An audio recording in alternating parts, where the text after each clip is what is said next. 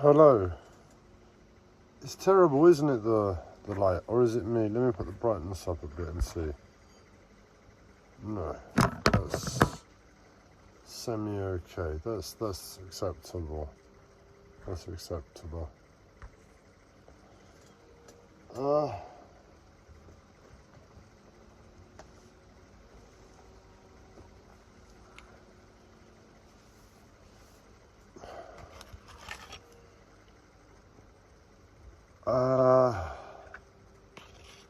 I'm sort of the most lost I've ever been.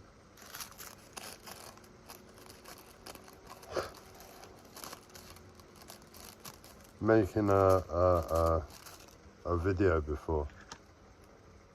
I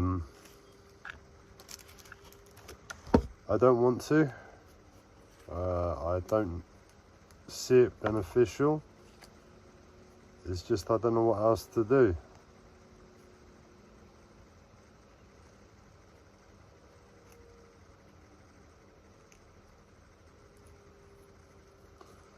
And been in a very peculiar place and still voicing publicly, that means I have stuff to share, to give, to offer from this place in terms of wisdom, because it's very painful for me. It's very painful. And pain is a great teacher, and I listen to pain.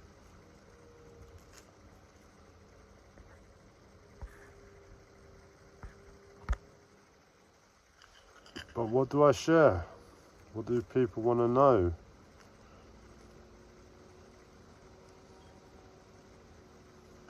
What would people like to know? So I'm being very vague, aren't I? You don't know my current predicament other than what I've told you. And I'm saying based on those predicaments, it creates and paints enough detail of a picture for you to be able to ask me questions now.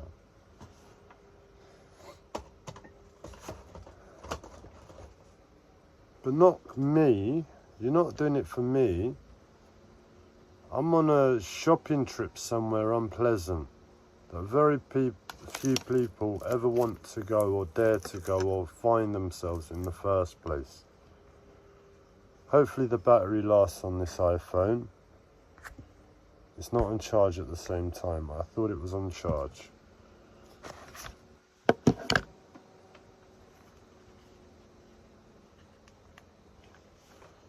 Not much luck. This is my life at the moment. It's very hard and difficult to do simple things. And so much of my joy in life revolves around electronics, technology. I'm just sorting out the battery, as I said, the charger. It's not spiritual, it's not how can we put it? It's not the ultimate survival, is it? Being dependent upon a piece of shiny metal and plastic. And I stay upright. Is it charging? No, it's not charging. There we go, it's charging.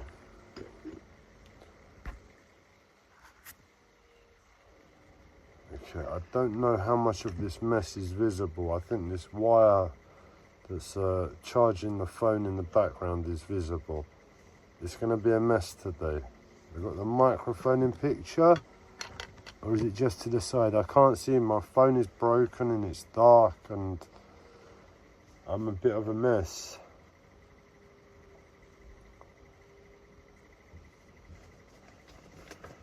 I've lost my tobacco now. It will turn up. So yeah, you're not asking it what's it like there. You don't want to necessarily find out where I am. I'm talking about if you use your noggins, how can you use your noggins? How can you use your thinking to find the better question, the best question for where I am? For me to turn around and say, oh, you know what? Being here isn't so bad in the suffering. I just help someone out. We both know that bit of information is going to set them off in life and make their life a lot easier. They've learned something, and it makes me feel a little bit better about how bad this place is. That I've given something, it's been of worth.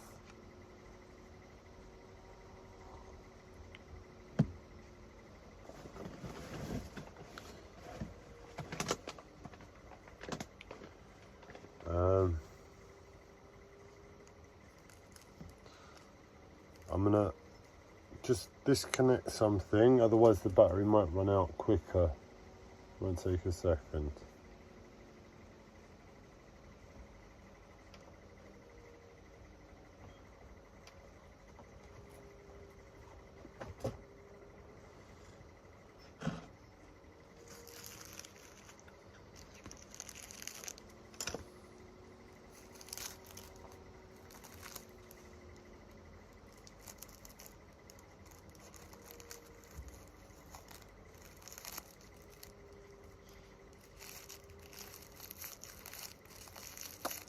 It's very survival mindset.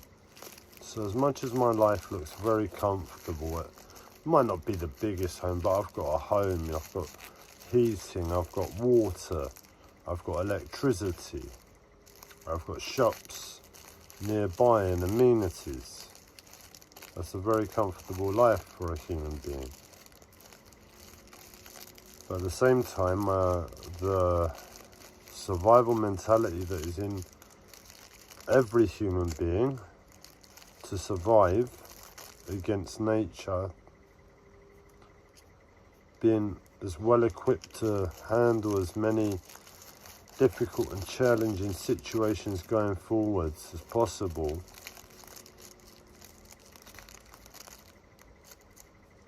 that could save one's life one day. I've also thought a great deal about spirituality.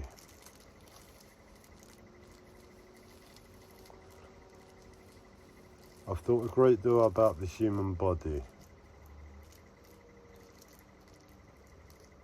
I don't think a lot about energy. It's just something that I've done consistently now, one way or another, and hasn't been far away from me.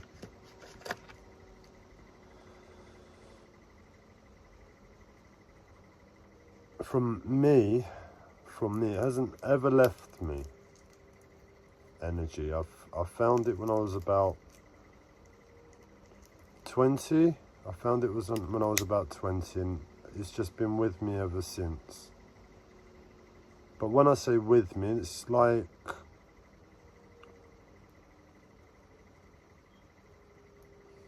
what's the best example? I was going to say a smartphone. When you've got your first smartphone, but it's more than that. It's like a dog.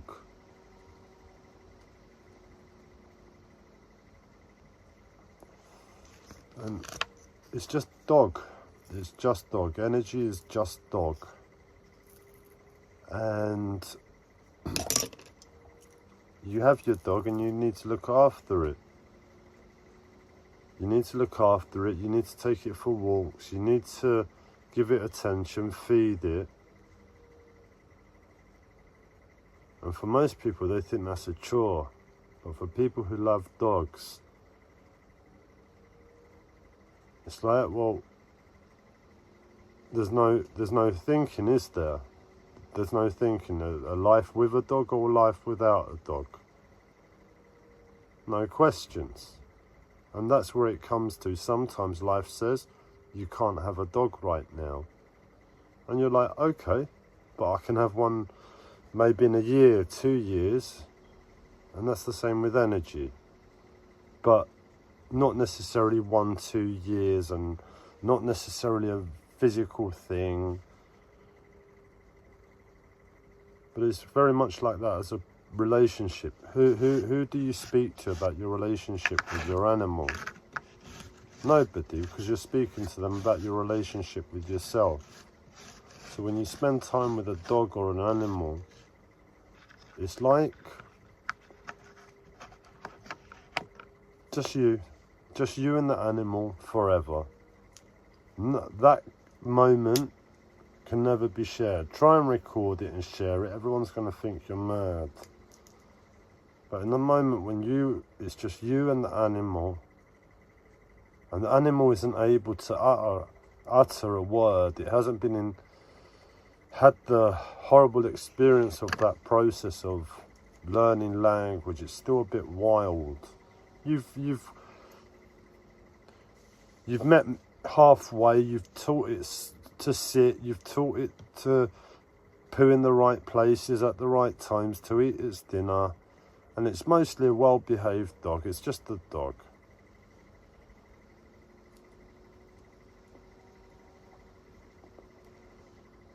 So there's not a lot of thinking, is there? Not a lot of thinking with a dog. Once you know how to look after a dog, there's not a lot of thinking, and that's the whole point. And I've done all of these things, and they've been internal focuses for me.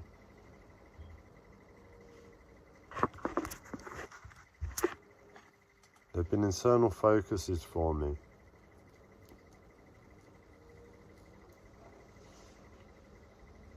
And the way it's come together is a case of, well, the world isn't quite working correctly, is it? From my perspective. From all of those different fundamental focuses I've had going through a serious mental health disorder, trying to understand the world, coming at it from the starting position of autism, bullying, social misunderstanding, which is autism, social awkwardness,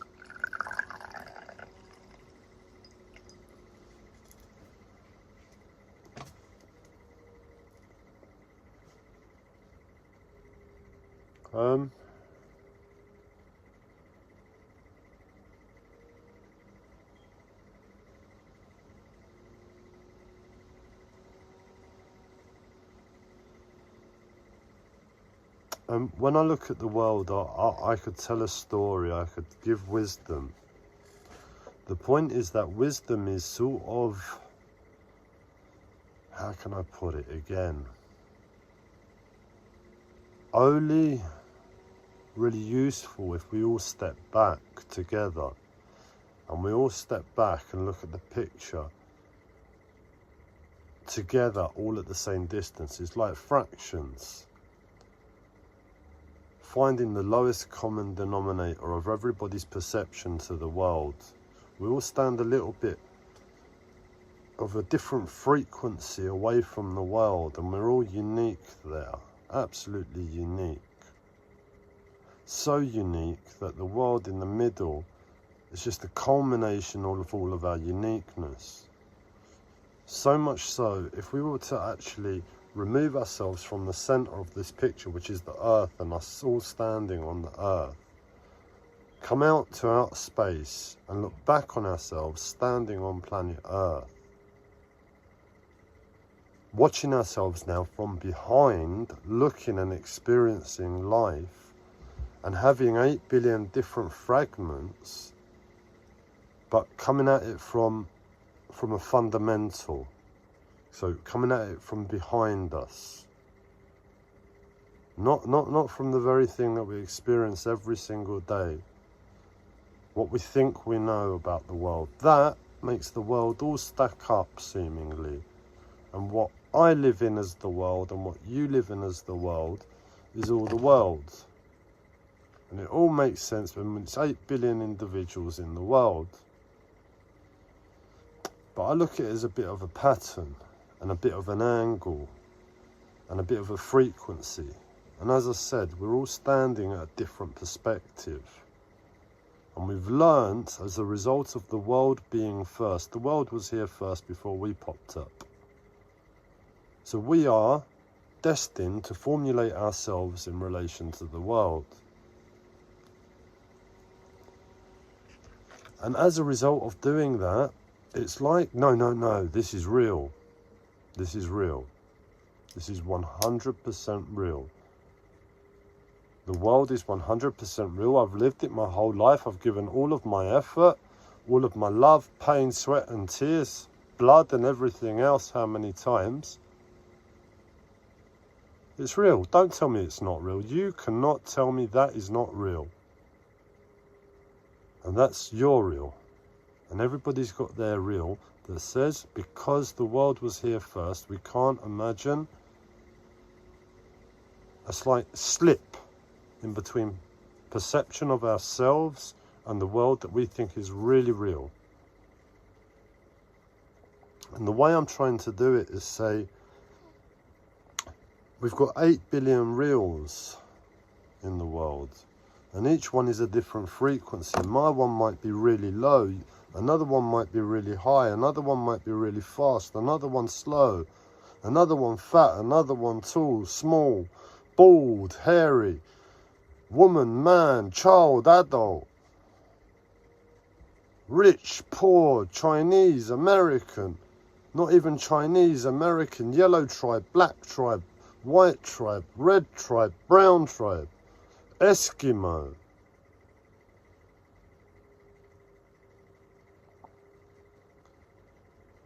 And they're all a different vibration, and we can well imagine an Eskimo's vibration. Where did we start this picture off?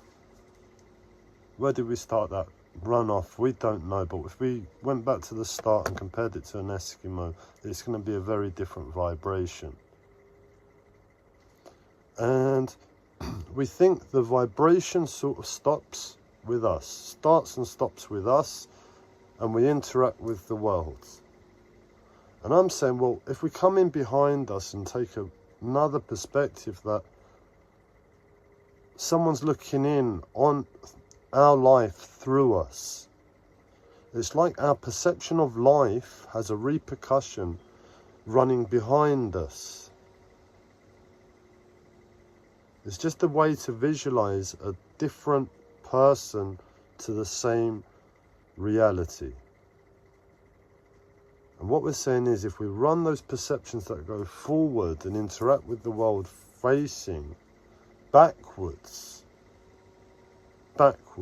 sort of run it in its own little program, its own little AI program, where it's personalized. It's personalized, and we say, right, we're going to freeze time there for the whole world and the whole planet, but this individual, his consciousness is going to continue to grow within himself, just from what he knows, by an extra 20%. So we've changed one vibration very, very acutely. When that vibration then begins to interact with the world again, it's still seemingly the same world. They don't know they're instantly cleverer. It happens without their conscious awareness.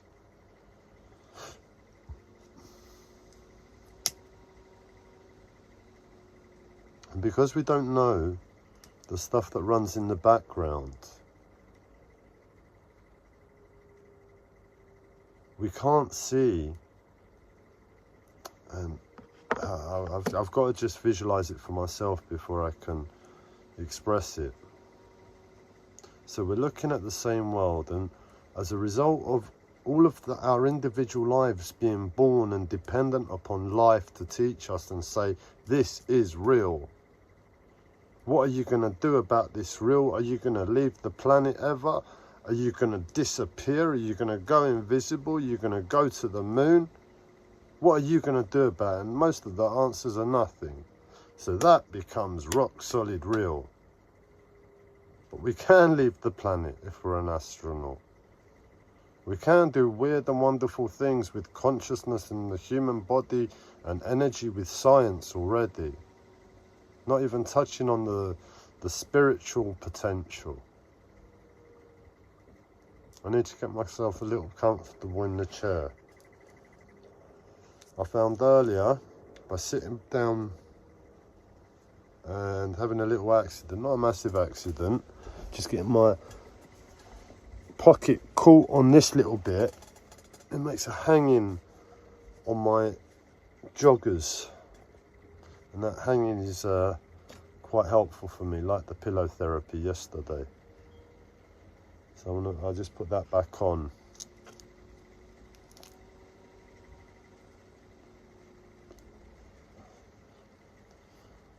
But what I've seen is not the same real.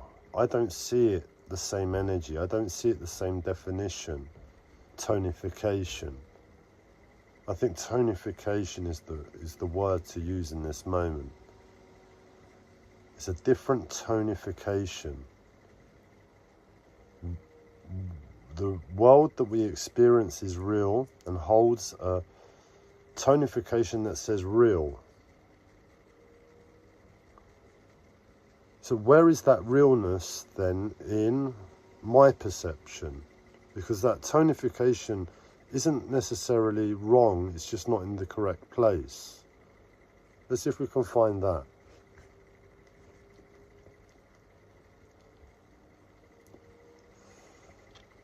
The tonification for me is my life experiences that have beaten into me a different way to view the same situation. And every time I interact with the same world,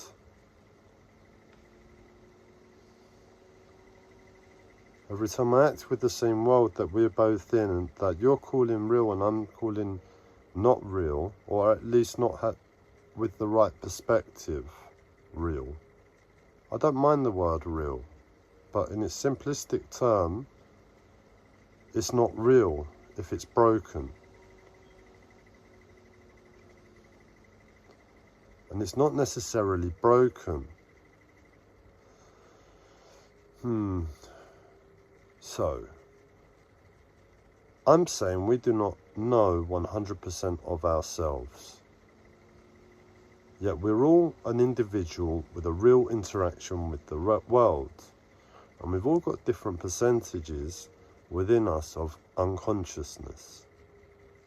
The human body is apparently meant to operate between 6 and 10% consciousness. So the human brain has access to a limited 6 to 10%. That doesn't seem like optimum nature. That seems like a mistake somewhere to me.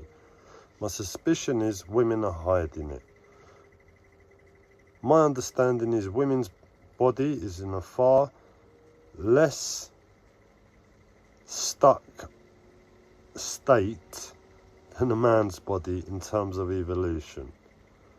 And as a result of my understanding, there's no possibility that women and man can share the same access of their minds to their physical bodies. So science tells us it's 6 to 10% for every human being that they have access to their human body. A dolphin has access to 20%. A dolphin is able to heal itself, stay really, really happy, doesn't get depressed. Animals can get depressed too, yeah. But dolphins' nature, no, they've got their physical body more than a human being. But if a masculine male body is a lot more broken in the first instance than a female body, and a man has to fight through a lot more pain to get access to his body, it makes sense that what science is referring to, 6 to 10%, is for men, and that women actually have access to a lot more percentage of their bodies. The reason they can take more pain, in my current estimation, is that men are in pain a lot more first. We're in pain first, and we're holding the pain, and women aren't in pain. That's why they look a lot more relaxed than we do. And we're a bit more testosterone because it's painful in the moment. And of course, if you're in pain to begin with, and you go to the gym and you lift more weights, which is just more pain, it's a bit easy to get into it. Rather than being relaxed like a woman and thinking, oh, I've got to go to the gym, access pain and get to that level. That's going to take ages for me to train to. But for men, it's easy, that jump. That's the reason women's bodies are better than ours. So really what men should do is follow women more. But it's a conspiracy, isn't it? Why is science not clearly saying, well, 6 to 10% for dumb men and more for women? Why doesn't science make that categorically clear? I don't know. That seems like a conspiracy to me.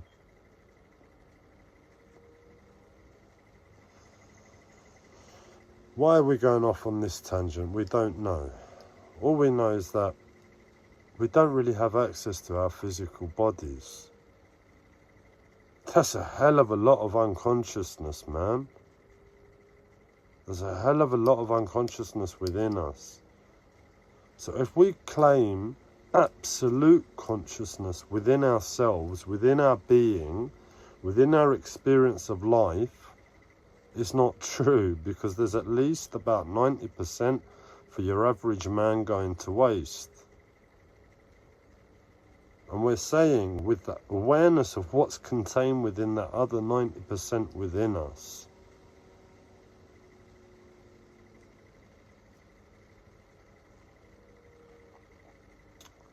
and really it has to be looked back on.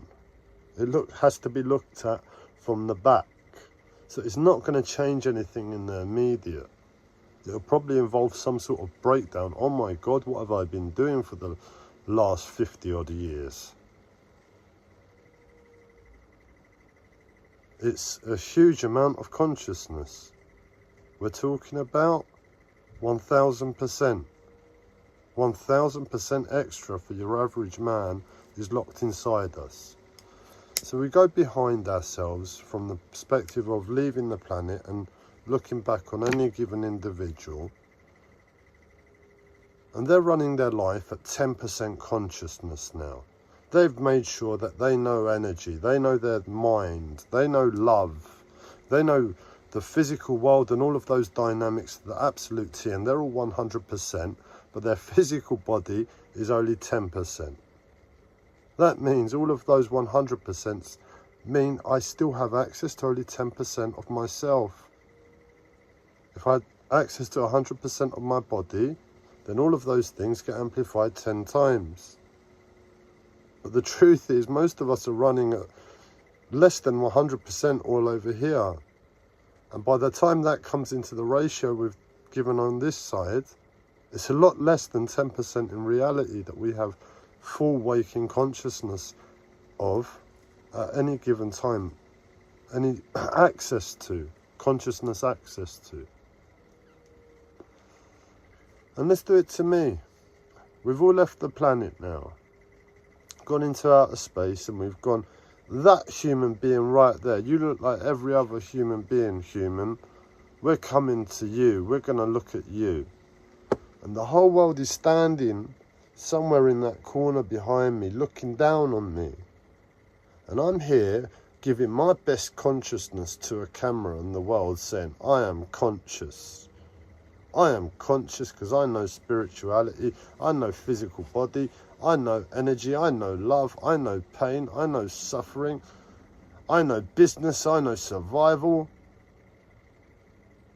I don't do politics, which means I know politics better than most politicians, because I don't do it. It's a waste of fucking time.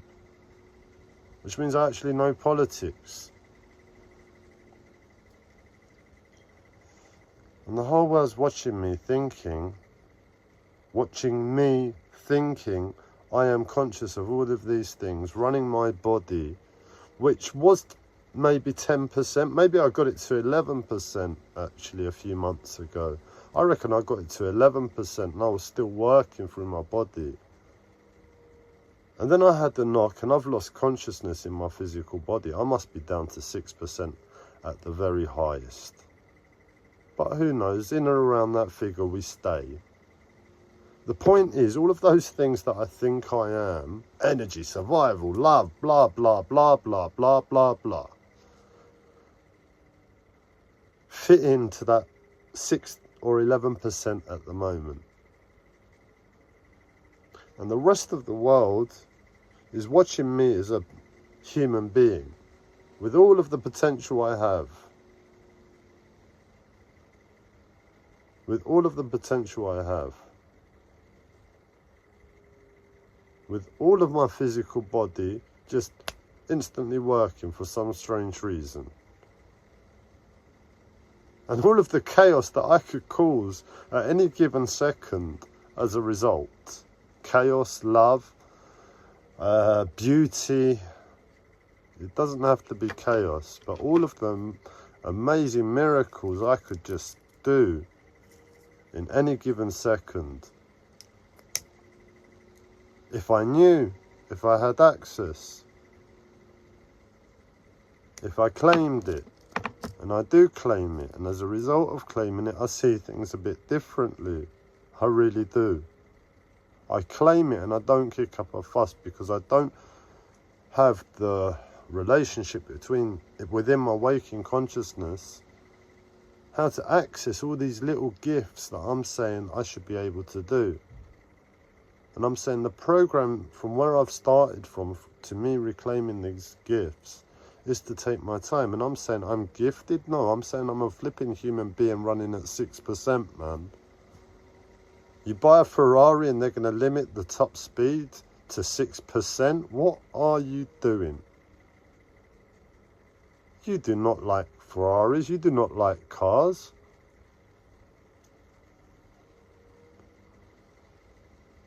It's a bit of a joke when your average Ford will end up going faster than you in the end. What's the top speed of a Ferrari? I don't know. Is it over 200 miles an hour? It must be. So you're going along the motorway, we'll give you extra credit. You're going along the motorway, your Ferrari goes 400 miles an hour, but it's limited to 6% and it's now going 24 miles an hour, being overtaken by a rusty old Ford from the 80s.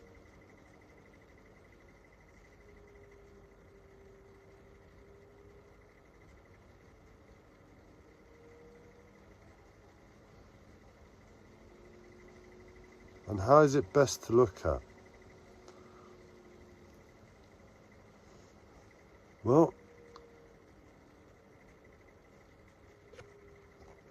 I don't know how it's best. It's a work in process for me. It's very painful, it's very unpleasant. Lots to gain, lots to be taken from me. Immense amounts. But it's the same thing with every human being.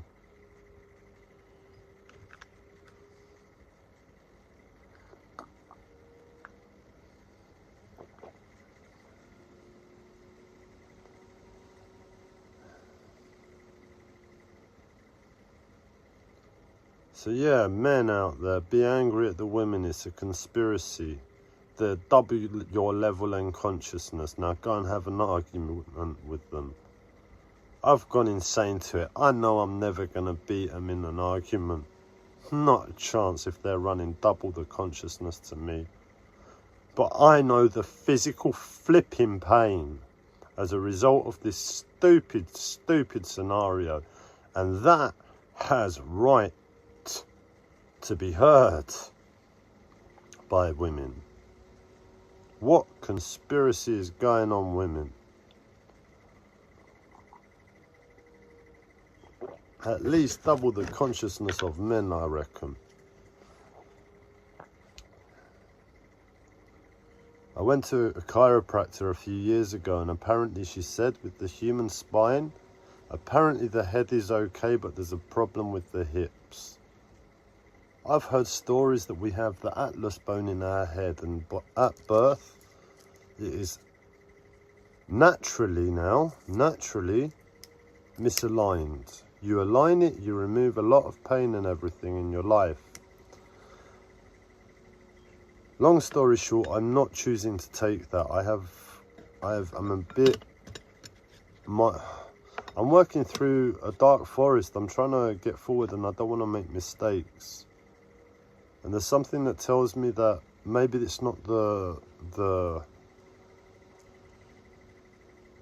best solution for me. Well, you won't see what I mean, but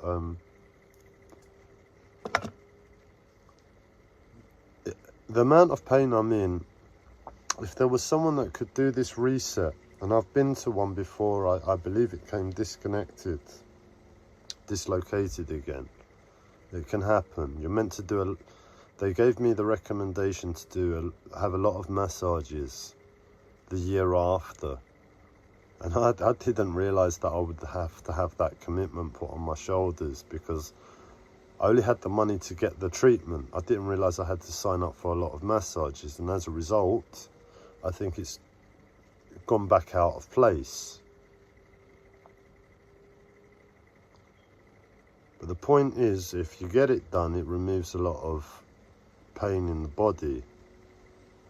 It heals a lot of stuff, and the stories I've heard is that once you have a child, your child is born with their atlas bone corrected. Isn't that amazing? Isn't that amazing? It really sounds like the atlas bone is the crux of the problem for humanity. Something with the atlas bone.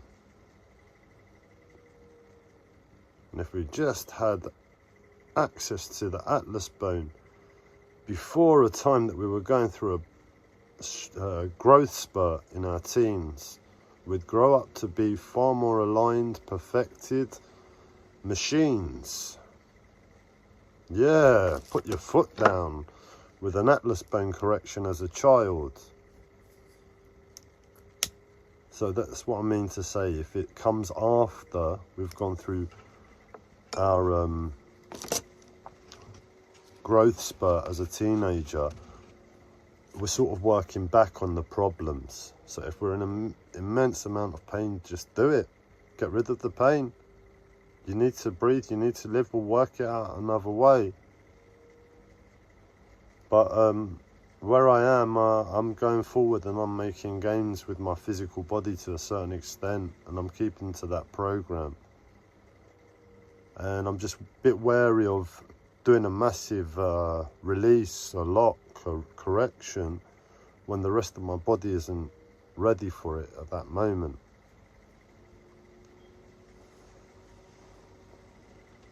And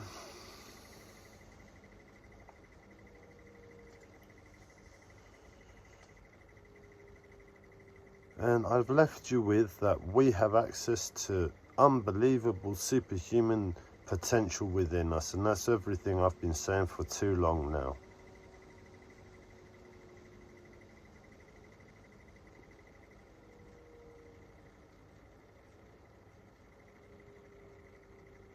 It's everything I've been saying for too long. But you think that must make a fantastic picture, yeah? So you imagine you're stuck real life, and I'm saying no, our stuck real life isn't really real. And I've just told you the difference is that within us we have 1,000% more potential, and you think, wow, this gets better 1,000%. No. And that's the reason it might be confusing. It's almost like there's a slip between ourselves and reality. We go to forwards in reality. We go to work today. We go to see our friends on the weekend. We go to the supermarket to do our shopping. When we go to see our friends, when we go to the shopping, when we whatever else I said, when we go to do it, we go to it with a specific mindset of how it's going to be, the experience. And we program that experience without understanding of what it's going to be like. Likely from a survival level necessity contained within our psychology and our mind as a result of the world. That's my suspicion. Just from here, talking about it and having a little think, that's what I'm saying. That's the first thing that comes to mind when I say it's my suspicion.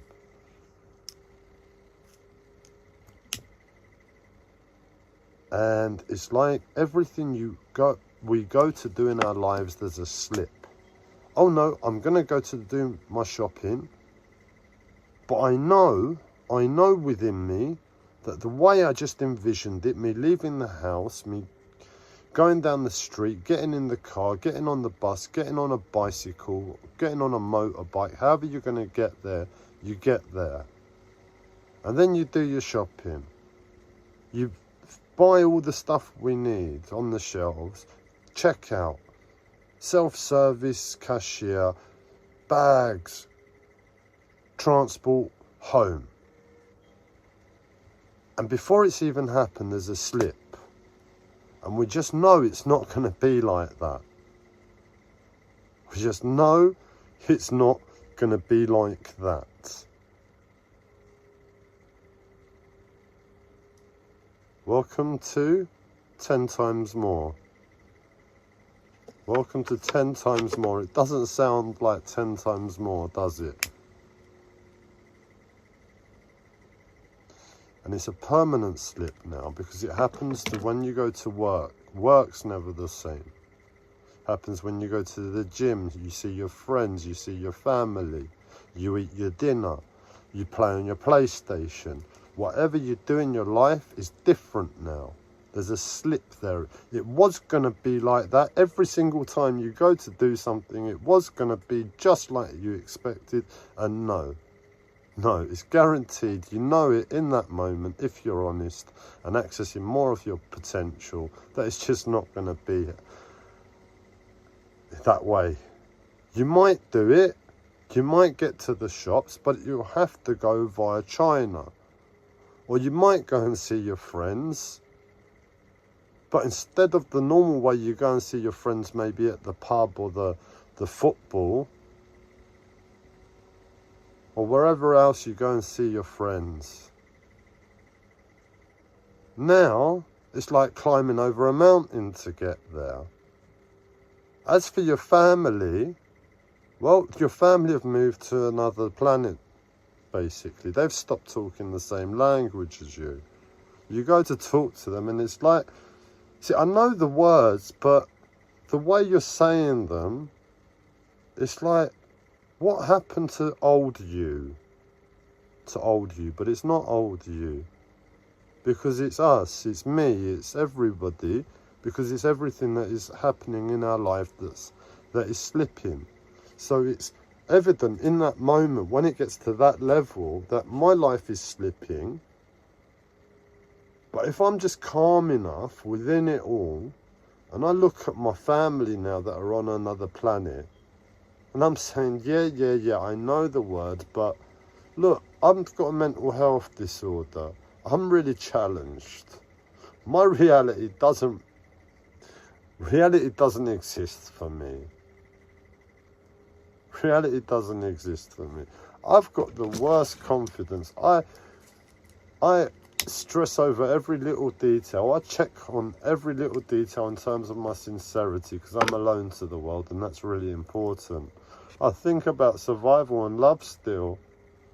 I'm a 40-year-old who's had 1 3-month relationship in his life and hasn't given up on love. It's not going to be what I once expected, but I'll get it one day. The point is I haven't given up. I'm not afraid to scream as much as I'm petrified, and I might as well, my bowels might as well just be pouring out of me. Sorry to make it graphic. But I'm holding on to love, and I'm still fighting on some level, but my life is really like, God, that physical body really needs a few more percent of its 6% potential to hold what's going on as a sustained reality. And if we continue to run at 6%, And we're fighting all of these massive, massive, strange parallels that are going on. And it's like this, there's no way, it's not possible. But I carry on every day. You carry on every day. It's not real. It's not real if we're stuck at 6%.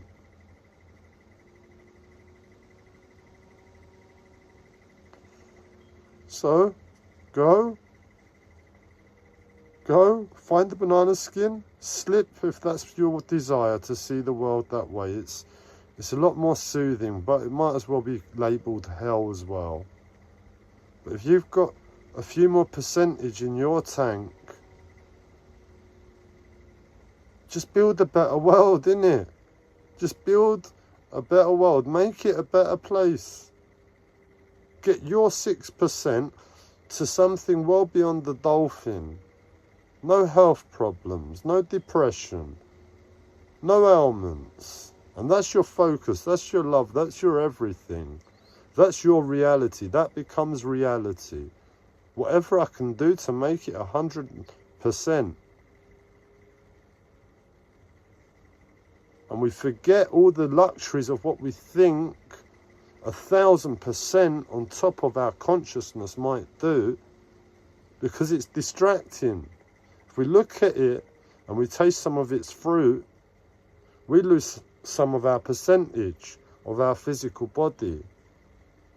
Unless we've really, really done the work and we know how to taste it now, here and there. Basically, you're gonna taste it. There's no way. We're born into this world and we're sold food as a abundance, 3 meals a day and everything, whatever you can imagine from any part of the world, delivered day or night as a takeaway. Everything available in the supermarket, online, health shops, butchers, fishmongers, vegetable markets, Chinese markets, whatever type of shop, we've got it there. That isn't normal, man.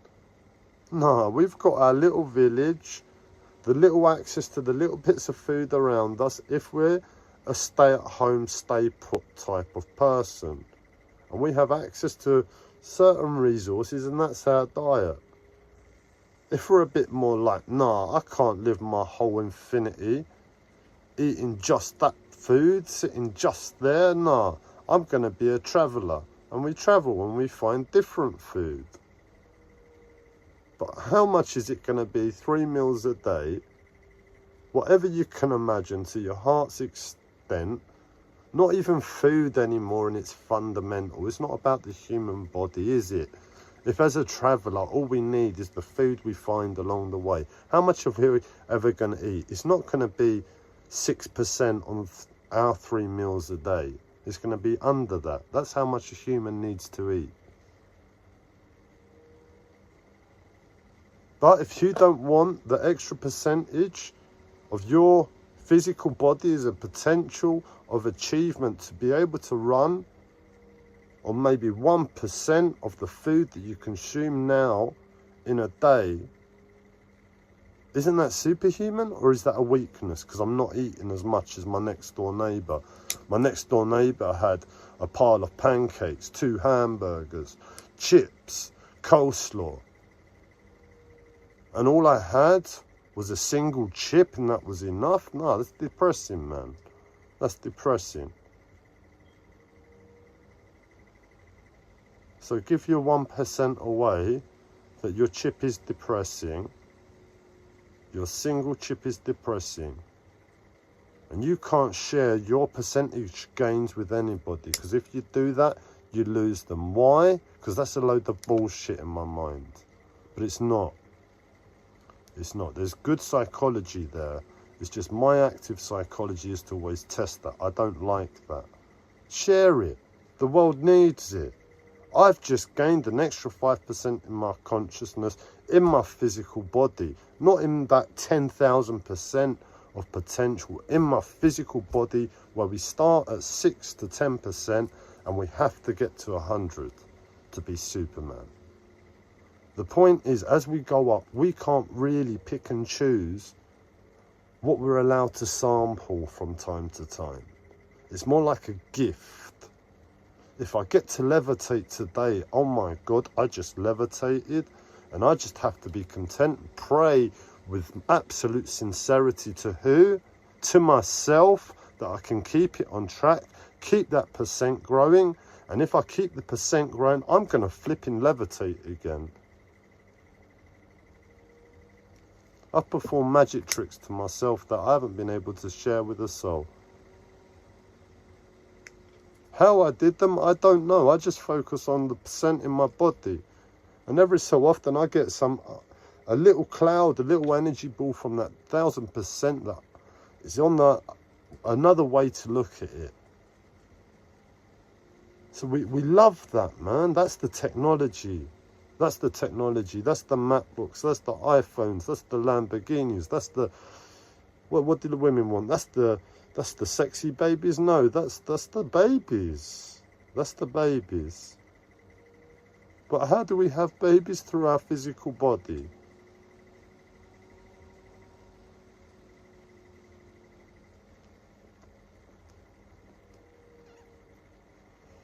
Whatever comes good in life that is cool and sexy and fun, just label it 1000%. Oh, what a gift. I get to experience this right now in this moment, on this day, in this time. When I am running 12.2% in my physical body. What a gift. And then we find out patterns in our relationship to our consciousness as it grows in our physical body. And once we realize we've got to around 24.4%, do we get any gifts again once we've made that sort of level? And there's a way to step back and look at the gifts coming into our lives as we do the work on the body, gaining consciousness in the body, experiencing these beautiful gifts but being totally lost to them, no control over them. As a result of the work on the body, it's inevitable.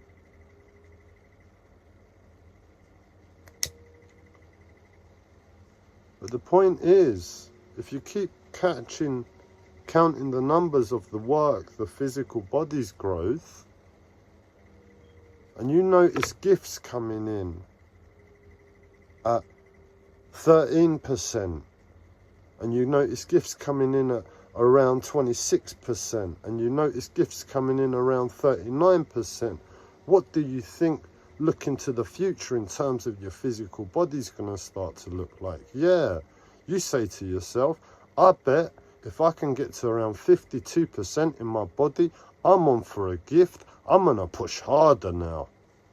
And you start earning your superpowers, your real superpowers. Why? Because you're focusing on your physical body and you're working the patterns and your numbers that arise out of making your physical body 100% in the first place. Your life is important. The life is our minds, and we've been born and started from an unfavorable starting position. So we've always got to take the perspective of self-therapy, self-repair, self-correction, steering the tracks in new directions, but really going at a really grounded, stable speed if reality is broken. And you're saying to yourself, I'm going to take my fantastic reality and I'm going to find the first banana skin so I can split right good. That's not a good idea. You don't really want to do that unless you have to.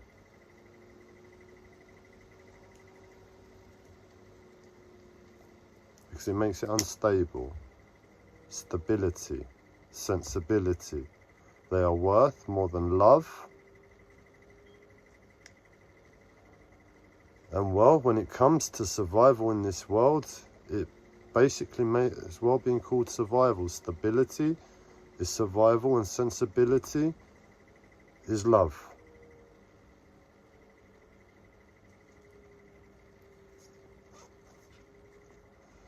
Well, we're going to call it there. We've got a 54:40 today, or 54:40. Not the 2-hour marathons we've been running, but I shared something from this place. I think it was worthwhile information. Yep, it's a conspiracy again. The women out there are lying. They have access to huge amounts of consciousness that we don't know where they're putting it. Where are you putting your extra consciousness, women? Could we have some? Could we rent some? Could I rent some consciousness from you? I could do with some extra consciousness at the moment, women.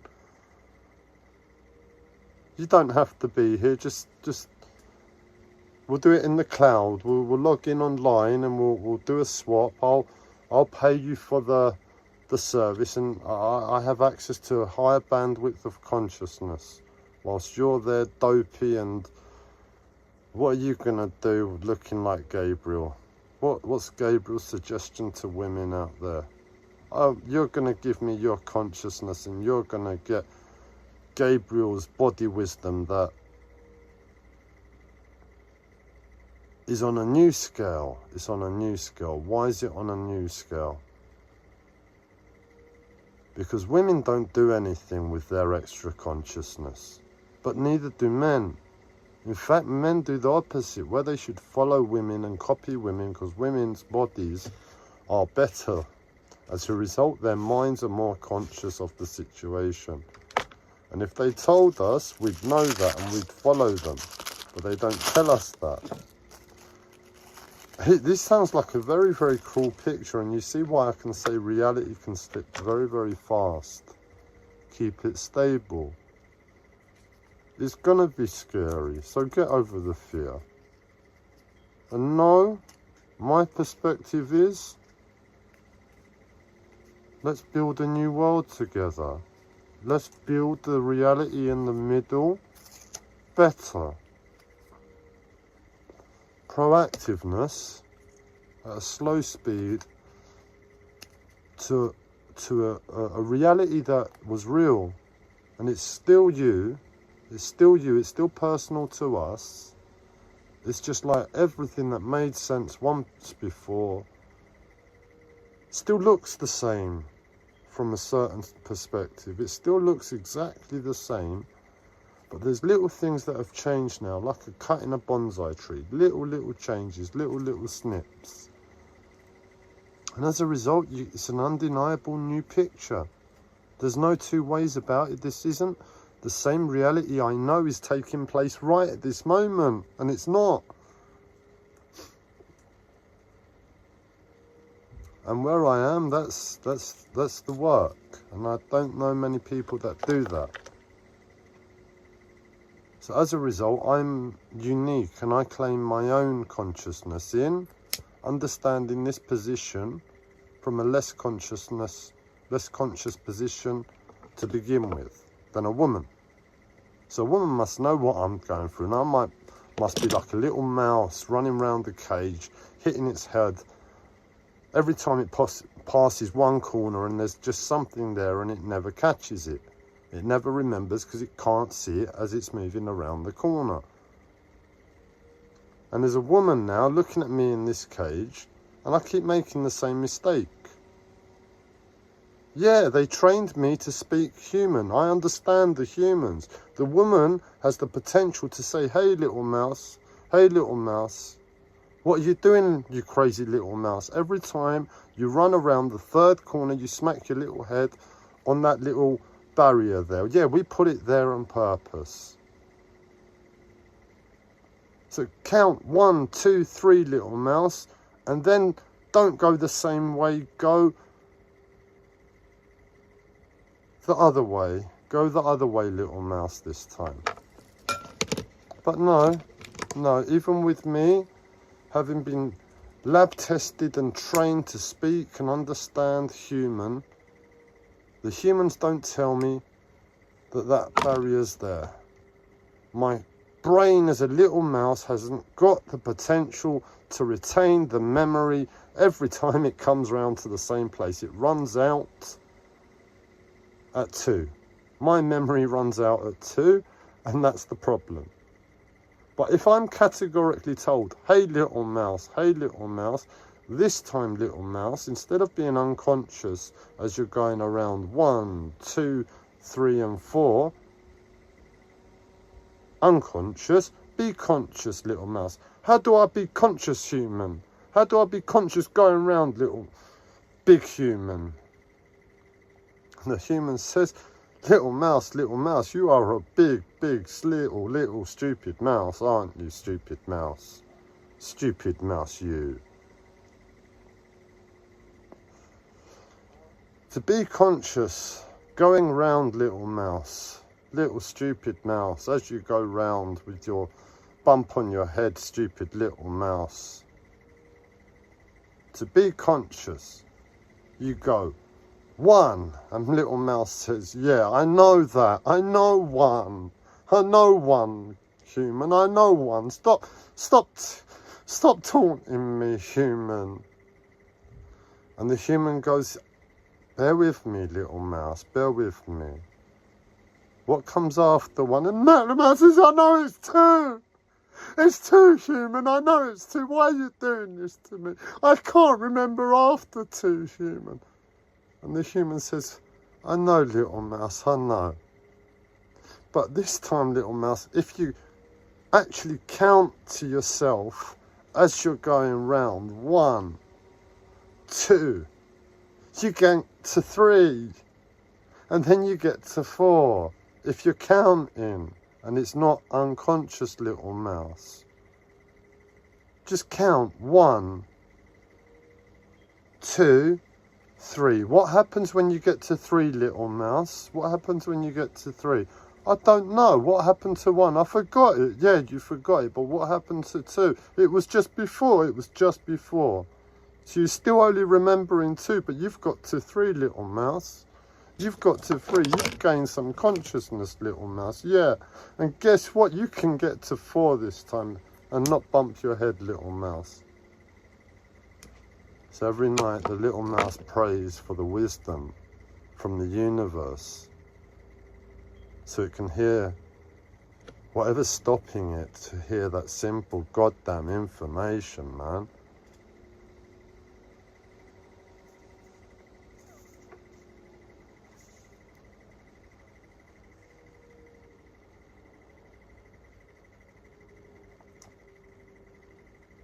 Grease would work. If you haven't got banana skins, get some good lubricating grease. Washing up liquid, just a whole bottle on the floor. What's another good way to slip? Let's not think about what's actually going to make us slip easier. Let's think what would be the best slip possible given the goddamn situation. We're all going to slip over. We're all going to slip over. It's going to get to us. I can't take it any goddamn more. Gabriel said it's broken. I need to see this mess broken because I know it deep down inside of me. Yeah, and I'm going to crush my life and I'm going to see the break. And I'm going to hate Gabriel for all of my heart because it's going to be so painful. But when I'm infinite, immortal, and I turn around to Gabriel and a few 100,000 years after forgiving him, I say, Gabriel, you know what? This immortality stuff, healing nature, 100% of the physical body. Yeah, it just took 300,000 years to forgive. Just took 300,000 years to forgive. Going to be a lonely pace. It's going to be a lonely pace for Gabriel, a lonely place with 8 billion people slipping up all the time and furious at him. Furious at him.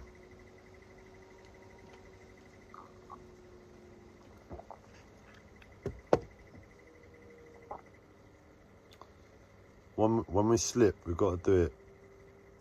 This is done. When we slip, everybody disappears. That's what it's like.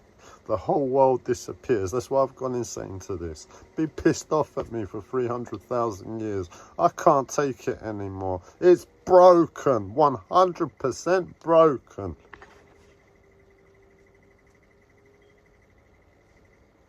It's alright, I've got nature. I've got my madness.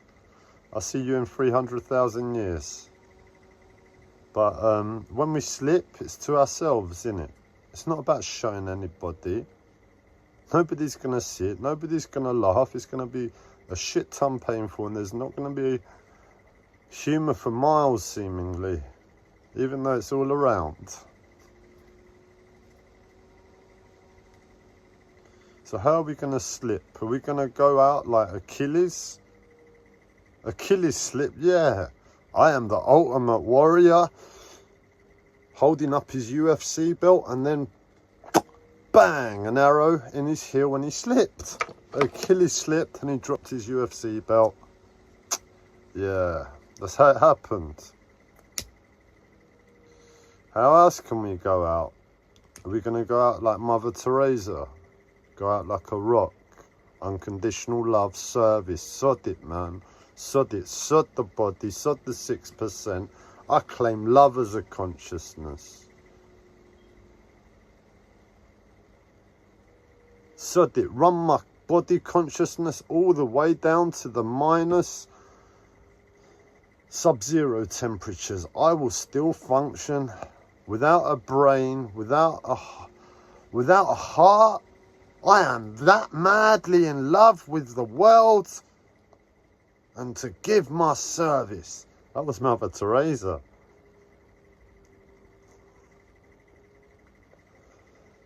That was Mother Teresa. She holds nothing to the 100% Ferrari use that I'm talking about. Nah, Mother Teresa, she's hardcore.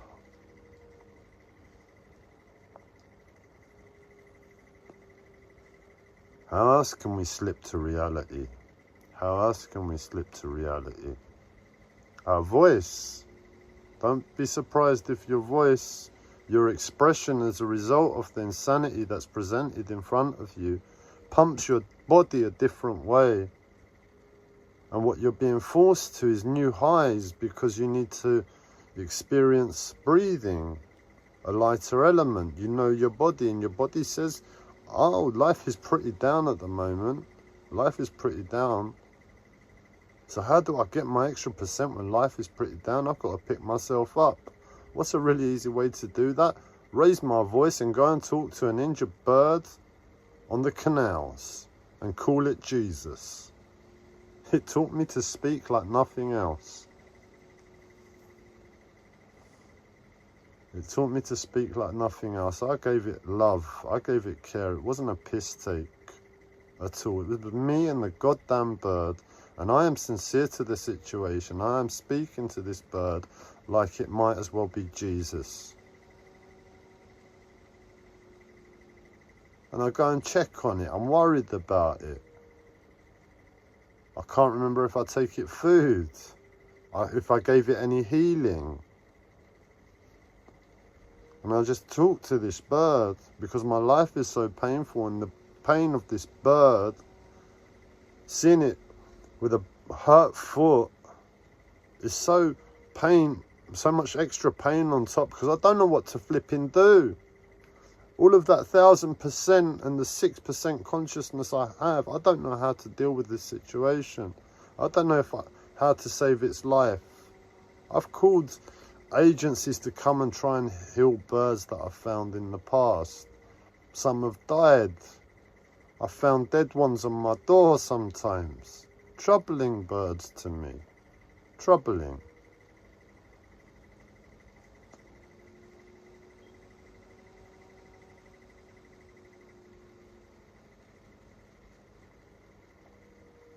Why were we talking about birds? What was the reason? What took us to birds?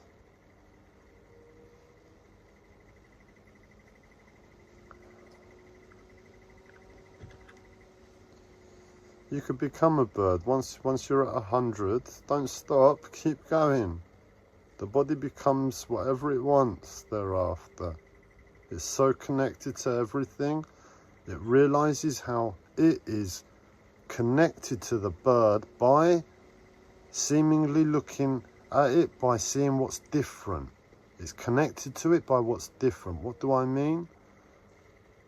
The reality is the human body running at 100%. It's just the physical human body at 100% potential now. It is just the bird there. What is the similarity? What is the difference? We are both human. We are both human. We are both alive. And if you look at the way a bird has its anatomy to its skeletal structure, same as a mammal, the same as a mammal, a bird, a mammal and a bird. I've got it to mammals and birds, basically. I know the human body can see a bird and the way a bird works, and an animal and the way an animal works, once we know the way our body works. As I've gone up and down the percentages, I've seen that. It's very clear to me.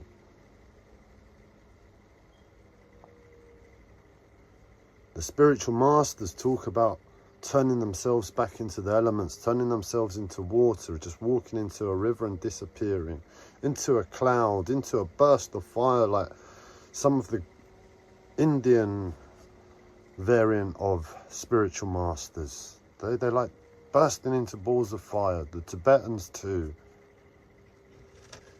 Others will turn themselves into animals if they want. If they want, they can. We can. With 100%. We have access to our physical body. I've been doing running at this low level of consciousness with what I know. I have been taking my arm and putting it back in and clicking it in positions that it shouldn't. I'm in the street and I'm pulling Michael Jackson moves at angles that shouldn't be possible for me to pull. I'm doing a lot of healing work, but I keep getting stuck at these low levels. But I'm learning a lot. I'm maintaining, I'm building a life based around a constant healing approach to my body. Regardless of those percent, I'm saying I'm rocking out to this. The percent is ridiculously always low. But I've learnt so much. I'm becoming self-sustained as an individual, a human being. I'm a dumb human being compared to a woman. I don't run at the above science levels that they run at. I don't have access to that. I'm a man. I'm a broken man. I have pain in the first place a lot more, and that prevents me from accessing a lot more. But I'm not gonna quit. The work I've given to life, I just told you, has made me something new. Something self-defined, something real to itself, regardless of what is going on in all of this in-between madness. Become real. By becoming real, you are equipping yourself that whenever the madness of what constitutes the percentages being stuck so goddamn low for us all of the time fixes itself, you are going to be in a position to go from being absolutely broken to knowing how to pick yourself up, break yourself, literally break your body if you need to, with the strength of a Shaolin monk. They condition their bodies. Look at the conditioning they put on their bodies. That is breaking the human body to strengthen it. And then all of a sudden they've got this massive consciousness revealed to itself, and the Shaolin monk goes a bit crazy to energy and energy circuits and what it knows, and it transforms. It transforms into what it looked like before, into a perfect human being. Shaolin monks, they keep it real dumb and low. It's all dumb repetition. What's the thinking? What's the 1000% in consciousness? It's not. It's just physical work with the human body every day. But you're learning about energy circuits. You're learning about secret esoteric information in terms of what the martial art is about in the first place.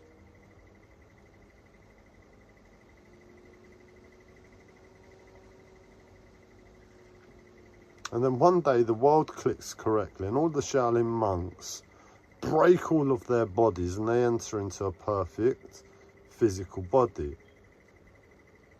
We can do that too. How? By forgetting about 100%.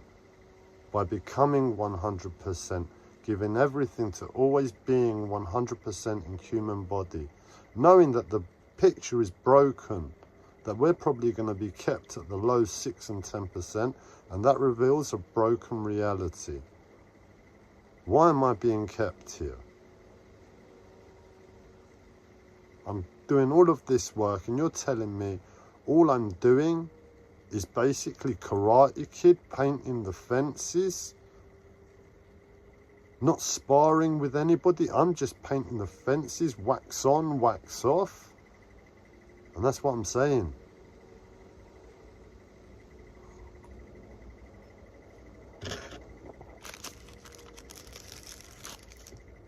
So, that's it.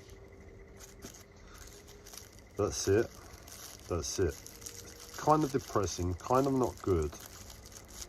And the middle is broken, but the middle is accessible by every human being. Same rules apply. Even in hell, there is Elysium fields. And that says to me that even in hell, a human being, if they find themselves there, has the potential to either find or build not hell, not hell. And anything that is not hell, it might as well be heaven. But don't label it as heaven, it's just not hell. It's just not hell. So find or build Elysium. Find Elysium fields. Find the field in nature, man. Make it Elysium. Make it heaven from everything here. If that's you, for me, that's not it. Being truthful for me is where it's at. I don't know if that applies to everybody else. Being as truthful to the situation. When you find yourself somewhere horrible and you're labeling it hell, it's somewhere horrible. You're being truthful. You don't want to be lying to yourself. Oh no, I got that wrong. That's just my uncle Fred. That's just my uncle Fred. God, I thought it was the devil for a second. It was really bad in there. No, that's just Uncle Fred. That's just Uncle Fred. It's not the devil. If someone's labeling their life hell, they know what they're talking about. There's no breathing. It's claustrophobic. We all get there. People passing away. People passing away. I still haven't mourned my mother who passed away, I don't know, 16 years ago, 15 years ago, after my mental health started. And it's like breathing. I remember the little bits of thought through the process I had to myself, and it's like I can't admit to myself the truth of what's happened. I'll stay behind whatever it is that's preventing me from experiencing that truth, and as a result I didn't get on with life. But if I'd have been honest and truthful, I'd have been able to get on with life. It would have been painful, but I'd have been stronger because I would have been holding the pain and getting on with life, for life. And I said, no, life is too painful. I'm going to stay like this. Not understanding what the flipping hell is going on and pretending dumb because it's too painful. I'll ask the question to myself again in 4 years' time. If I'm ready then, I'll get on with life again. And that's kind of what happened.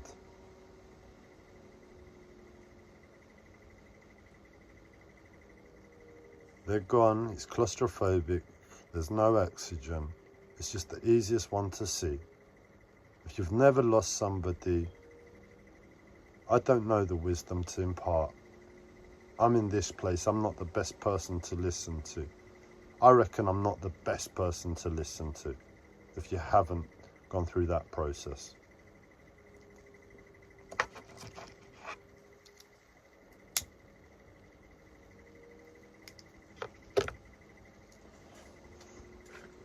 I don't know what I'm smoking. I've got some pots here, I've got some greeny stuff here, I've got some herby stuff there, and they just went in and I can't taste it. I'm not smoked any tobacco properly for over a year now. That's troubling. That's troubling. And desires, attachments, the human body's relationship to things that should just work.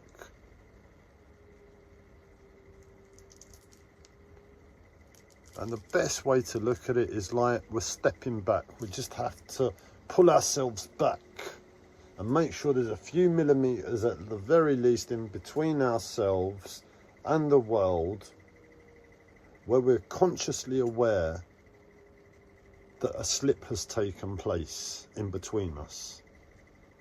And it's the same world, it's the same me, but in between, that's very, very close to me. And it's more personal than anything else. And it's a slip. It's a slip from what it used to be like to being able to function in it and get on with it to how it is now. Because it's really, really painful, that slip, if you think about it. There's so much energy contained within it, so much emotion, so much ignorance and misunderstanding, trauma, collective pain for the world. What the world means now, contemplation and consideration, that we have to just pass off as a slip. All of that, it's just now a slip. So it's like, I can't think about it, but I need it for my goddamn existence. There's definitely a slip in between me and the outside world. Ever come into harmony until I build it and make it happen. So in other words, whatever I am, from that moment that I realise the slip, there's a slip in between me and the world. And I know it, and I'm experiencing it all the time now, and I've become the experience of what Gabriel goddamn said, and I hate him now. I hate him. I needed it. I needed to see the break, but I'm gonna goddamn hate you, Gabriel, for millions of years.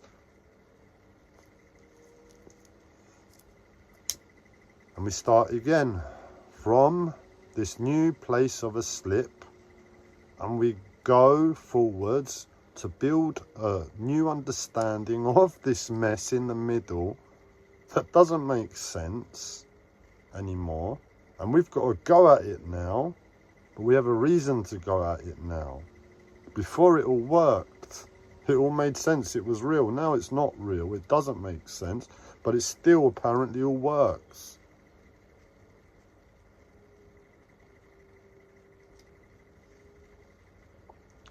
And the rules are still the rules, the words are still the words. They don't sound the same, they don't mean the same. But in essence, they're the same.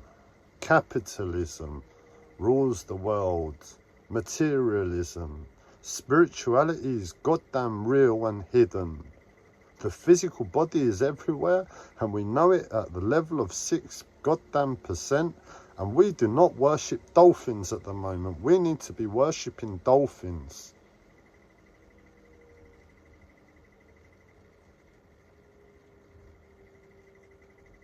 It's like, oh my God, where are all the spiritual teachers in the world? A spiritual teacher rocks up from India. They haven't got more than 6% consciousness in their body. They don't do it. They work on the 1000% side, the gurus in India. There are people who do the physical body, but most of us are running at 6%. So someone rocks up and says, yeah, I'm running at 18%. I know, I'm a spiritual goddamn master. 18% consciousness in my physical body. And what do? If we've got our sense about us, is get down on our knees and pray. Pray that he, because it's not going to be a goddamn woman. They're probably operating above 18% already. And a man that's done the work that turns around and says, I'm going to share this information. Look, women, this is language, women. Just like the little mouse scenario, women. And he says, I'm going to teach you all how to get to 18%. And the whole world gets to 18%, and we're like, yeah, just 1% behind the dolphins. No more getting on our knees and praying to the dolphins. Soon we're going to be teaching the goddamn dolphins, yeah, how to increase their consciousness from their brain to their body. Because we can do that at that level, possibly. And the whole world is now at 18%. And what happens? What happens? Someone comes out and does the unthinkable, and they rock up with goddamn 30 and a decimal percent body consciousness now. And the whole world drops, gets down on our knees and prays to 30.5%. He teaches us. We're now above the women. The women are now on their knees praying. And the whole world is at 30.5%. Do you want to hear the story? Let's pick this up at the last one, which was 92%. Yeah, he was amazing. She was amazing. It was a woman this time. And she learnt her lesson from the mistake before with all the extra body consciousness. Yeah, and she turns around and shares her goddamn conscious wisdom with the entire world. And the entire world is at 96%.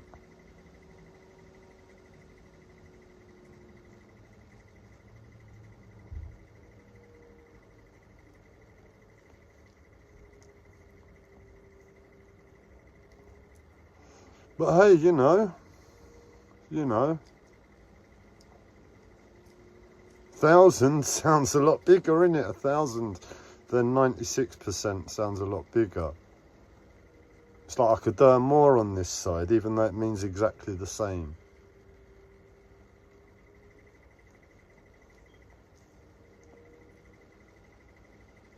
It hurts when we slip. It's not funny when we slip. The human body isn't conscious enough not to hold itself upright and level walking down the goddamn street without slipping. It is so goddamn dumb. It is unbelievable because it slipped, and we all goddamn slip. Sounds like I'm proving a point or something, innit?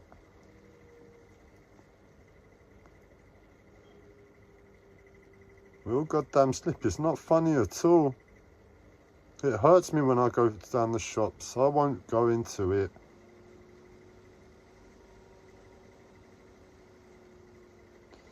Find any and every reason to say, not only have I not mourned, but I have not what?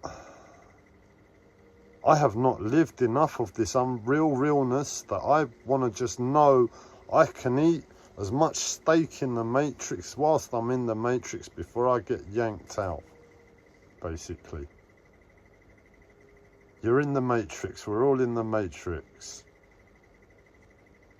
I've been sucked out, so to speak, and I'm in Zion, and I'm on FaceTime to the world from Zion, and I'm depressed. I'm depressed. Have you seen the sunlight here? Have you seen the nature?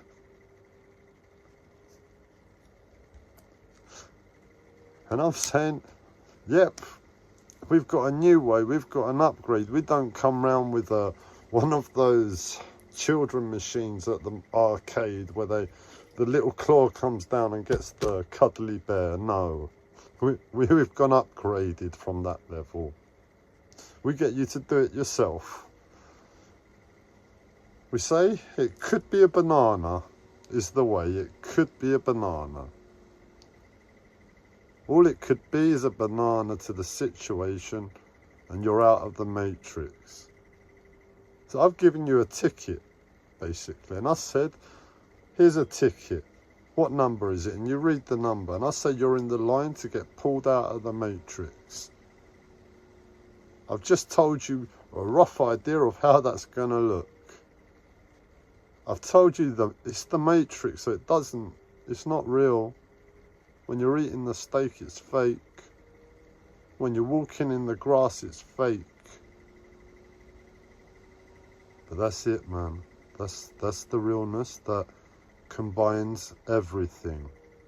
We are who we are in the present moment. The grass is the grass in the present moment, and the horrible steak that we've been conditioned to eat 3 times a day, that we need to eat a steak 3 times a day. No, we don't need to eat a steak 3 times a day.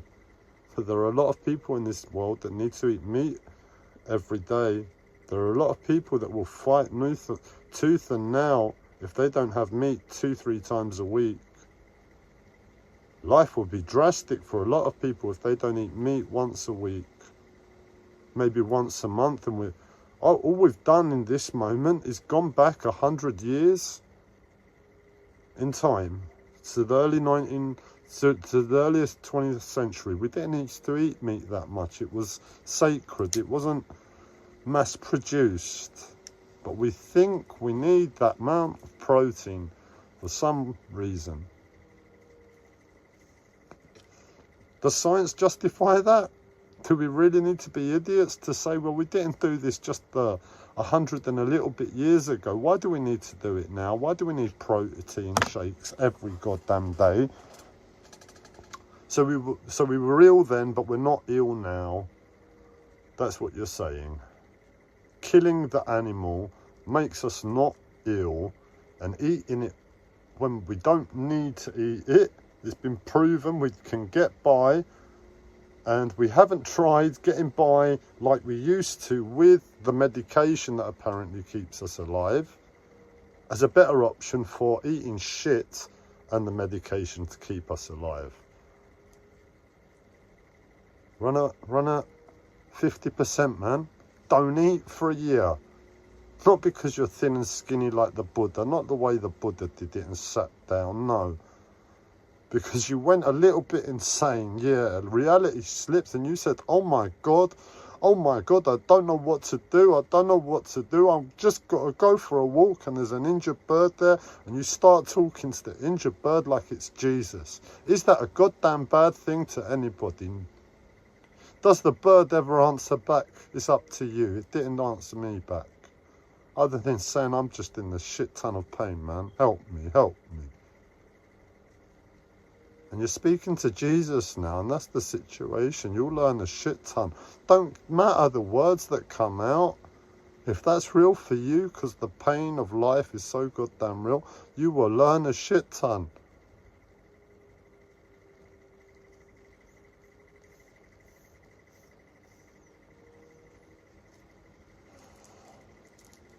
Say hello to it from me. I've got a ceiling here.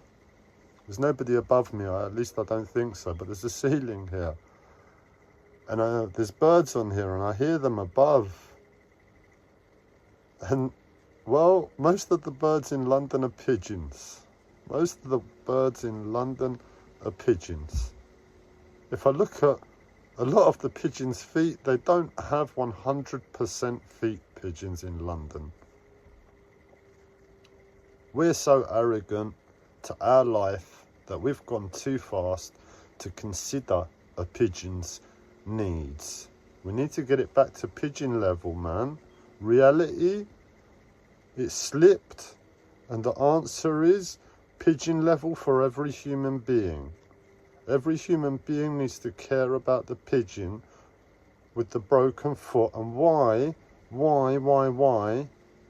Nobody cares about the pigeon's broken feet, because all it is in between me and the bird is their feet. And the noises I hear are as a result of broken pigeon feet. Do we think the pigeon's in a bit of discomfort? I must have like 10 pigeons at a time on my roof. Like little balls of pent up pain and, well, calm pigeon insanity as a result. And I'm hearing pigeon pain on my ceilings.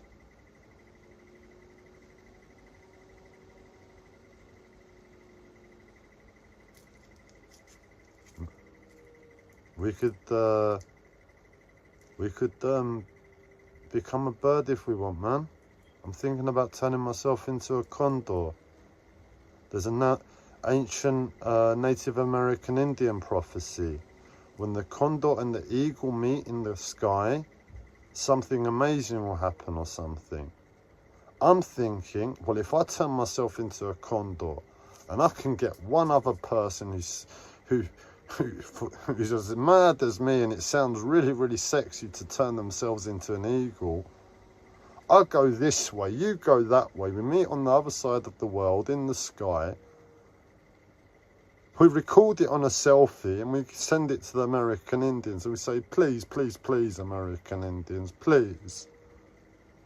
Now, American Indians, now it's got to be prophecy time. The condor and the eagle met in the sky, American Indians. It's a good idea, isn't it? We get it done.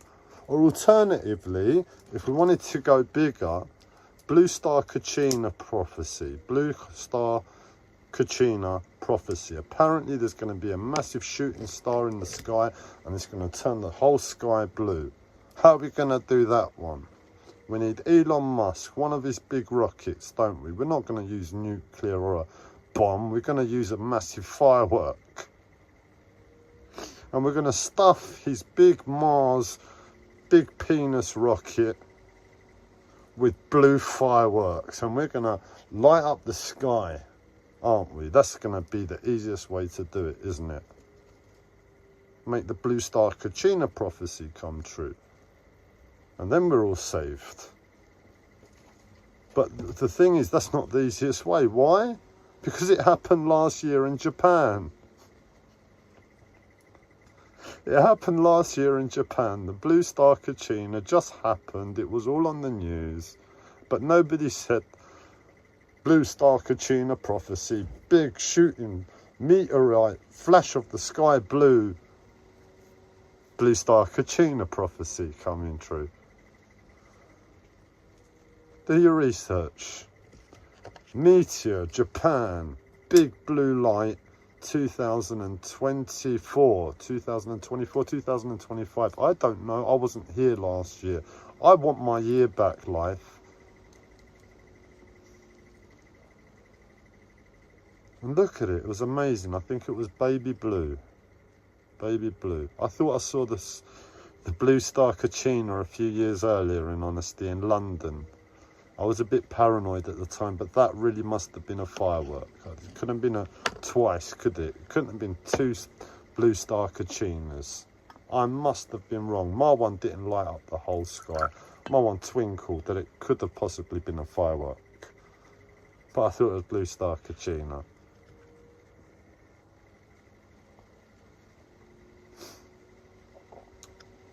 So, have we had Blue Star Kachina, world? Is it a good time? Is it a bad time? Do we need to invent some sort of dance called the slip? The slip, or slipping? Slipping? Where we constantly like slip through life, every single one of us. And it fixes the in-between. Is that what we've got to do? We've got to fix the in-between. If you don't, you're going to be in hell. Otherwise, you've got to be fixing the in-between. You're fixing the in-between, you're building Elysium.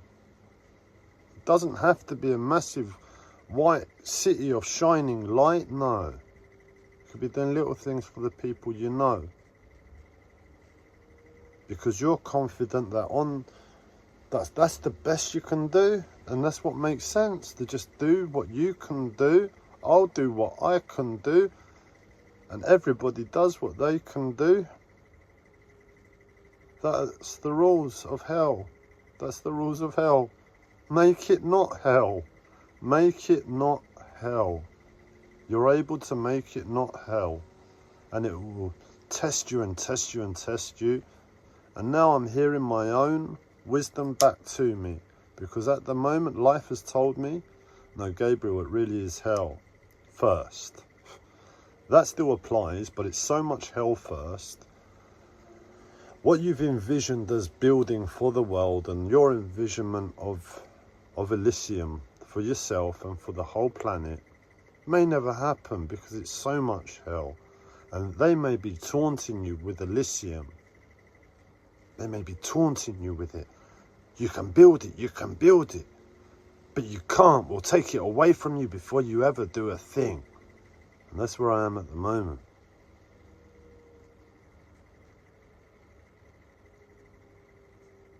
That's where I seriously am at the moment. So be careful with your slipping. Do not. Be careful with your slipping.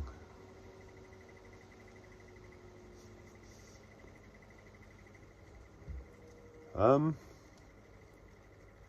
I've got to. What do I know? What do I know? What is categorically clear for me? If I keep on this path, it doesn't look pleasant. It doesn't look nice. It might never come to fruition. I might never build Elysium. And I might be stuck in hell forever. But the path I'm on for doing good, one, feels better to me in the first place. It's more fun. I get to do more stuff. It's more creative. It's more free. There's more elements of love and service, of spirituality, of meaning to a reality that doesn't have any meaning anymore. But then I could come into the realness of the situation where it's like, no, this is hell and you're taunting me with my future. And I could sit on this side now. But I've sat on this side in this moment because that's what makes sense in that place every time. No, you're taunting me with my future now. With Elysium. You're taunting me with it. Every time I go towards it, you're taking it away. Every time I go towards it, you're taking it away. I'm really scared now. I find myself in hell. What if I get stuck in hell and I don't get a chance to build Elysium? The wisdom is that this side is just better. This side is just better, and we don't know 100% that it's not going to come good, as much as it's very, very difficult, and the obstacles and hurdles really might seem like, no, now's a good time to call it a day. But all I'm going to do if I call it a day is be on this side where I'm like, no, I'm in hell now. I'm in hell now, and I'm not going to waste my energy going forwards. It doesn't make sense when I'm being taunted and it keeps getting taken away. But I've been on this side and it leads to nowhere unless I'm resting, unless I'm healing my body, unless I'm gaining the percentage on this side. This side is pointless. I might as well be on this side. I might as well be going forwards with the same mentality. Eventually get it to some sort of creative project or two, a bit of exercise, a bit of extra stability. Basically, this side is a lot more stable. But it's gut-wrenching when you're so committed to a final achievement. I must build Elysium. We can't get away from that if we find ourselves in hell. I must do that. And it will test us at a very core and say stop every single time. Stop. Come back to this side. But you get some sort of workable relationship between 1 and 2 going on, and when you come over to this side, you're growing your percentages of your body, and your percentages of your body are growing stronger. Your wisdom is growing stronger, and you're getting stronger. And when you come over to this side, you're more confident now, a natural confidence because it's of your body. Not of your mind, based upon a reality that doesn't exist, which says no confidence. No confidence unless it comes from physical body. And slowly we plough ourselves forward. But for me, it's got to the point where I come over to this side to do some work on my body, and my body's taken a massive decline. I've lost a load of percent. And I'm weaker. If I keep fighting, I'm stronger in what I learn. Fighting at that level with what I know, given the extra constrictions to the situation. And it's got to the point where I'm almost stuck in the middle again, and there's no 1 or 2. It's just the a stuck hell life. I've got no future. Because what it would take for me to align to a future now,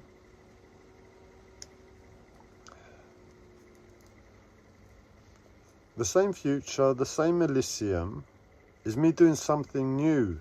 It's like my brain says, I can't.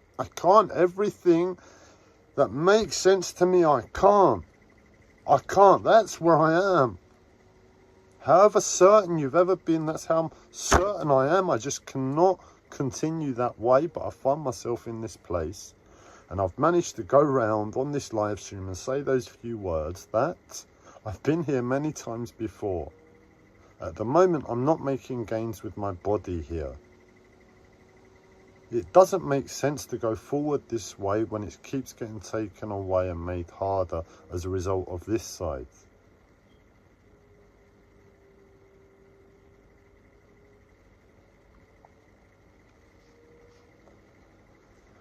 And I'm saying, well, I've got to sort of go forwards, find a way to go forward somehow, despite that certainty. And I've got to drum it into myself that, no, as much as I'm certain I need to stop. I know that. I know why I'm doing that. I know it makes sense. It's just that reality is so broken, and I've gone round this so many times, and I've found myself here so many times. I'm having to take a massive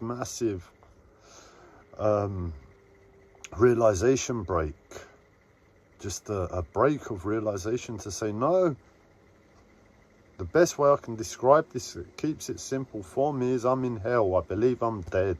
I've got my reasons as well to believe I'm dead.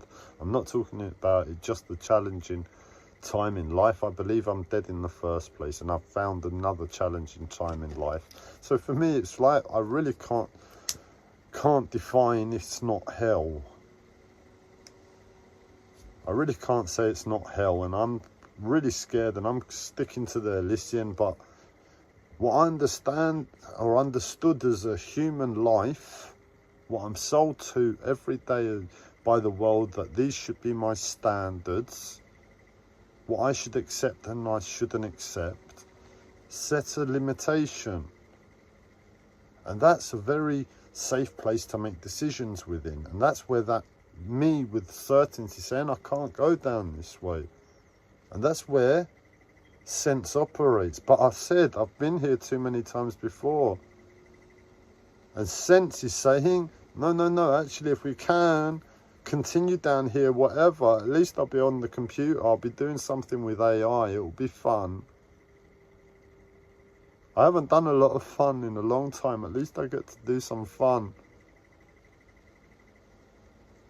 I really want to just do some fun. I know it will stabilize, and I know that will make sense. So my brain knows it, that's sense. But my body, my life is so hardwired to the reality that we all share, up until this realization that it's broken, that it's hardwired to behave in that way and saying, no, I'm not able to go forward. Look, why are we continuing? Because it's that broken. Wakey system. That's what I refer to myself as a system. Not as an individual, not as a person, but as a working, whole functioning system. With different elements coming online, switching off. Different ones that play different demands at any given moment. As a result of system. I am a system. I am a system. You're welcome to to view yourself as a system. It gets a bit impersonal, but at the same time it's quite clear. And we find ourselves at different levels, if we can reference ourselves like that. Different levels of consciousness, and with all what it must take to get someone to the place where they're calling themselves a goddamn system in this world. It's not a nice thing, that journey to find yourself doing that. What it's taken for me to do that isn't good. So it's not easy to be doing that in the first place. It's unpleasant. But as a result of all that, despite all of that unpleasantness, it's a new level of clarity with self at an unimaginable new level if done in the right way.